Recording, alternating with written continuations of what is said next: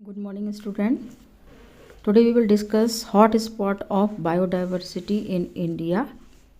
So biodiversity means varieties of flora and fauna, means plant species and animal species की varieties का होना biodiversity है.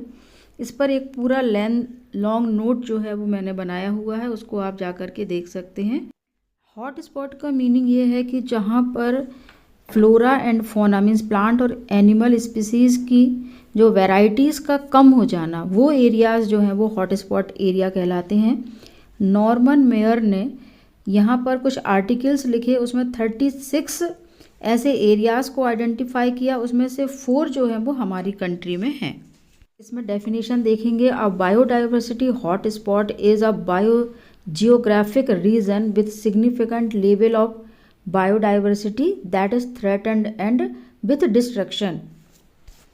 Means ऐसे region जहाँ पर बायोडाइवर्सिटी का एक डिस्ट्रक्शन हो रहा है, वही हमारा हॉटस्पॉट कहलाता है.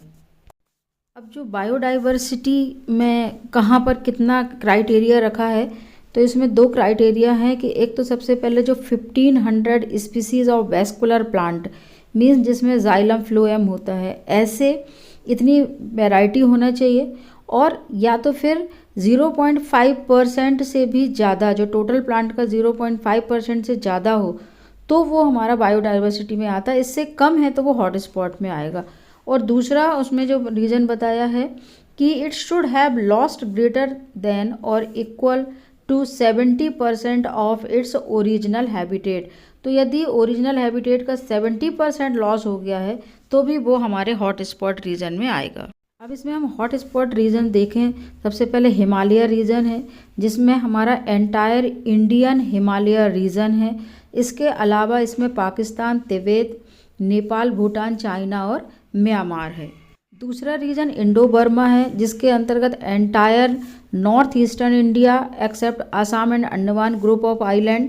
इसके अलावा Myanmar, Thailand, Vietnam, Laos, Cambodia and southern China है. थर्ड रीजन सुंडालैंड है, इसमें निकोबार ग्रुप ऑफ आइलैंड, इसके अलावा इंडोनेशिया, मलेशिया, सिंगापुर और फिलीपींस इसमें आते हैं. लास्ट रीजन वेस्टर्न घाट है एंड श्रीलंका. ये रीजन भी हॉटस्पॉट रीजन में आएगा. अब इसमें हम मेजर रीजन जानेंगे कि हमारे बायोडाइवर्सिटी का लॉस होना या हॉटस्पॉट जनरेट करने के कौन कौन से रीजन है. उसमें फर्स्ट है destruction of habitat, second pollution and environmental degradation, third है पोचिंग. पोचिंग मीन्स जिसमें अननेसेसरी हम हंटिंग करके अपने कॉमर्शियल उसके लिए पैसा कमाने के लिए हम एनिमल्स को एक्सपोर्ट करते हैं. और लास्ट है क्लाइमेट चेंज.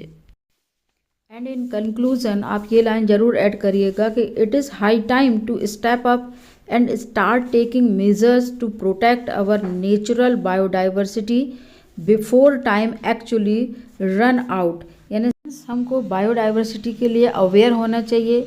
हॉटस्पॉट जनरेट होने के बाद हम उसको रिनोवेट करें, उससे अच्छा है कि हम बायोडाइवर्सिटी का लॉस ना होने दें.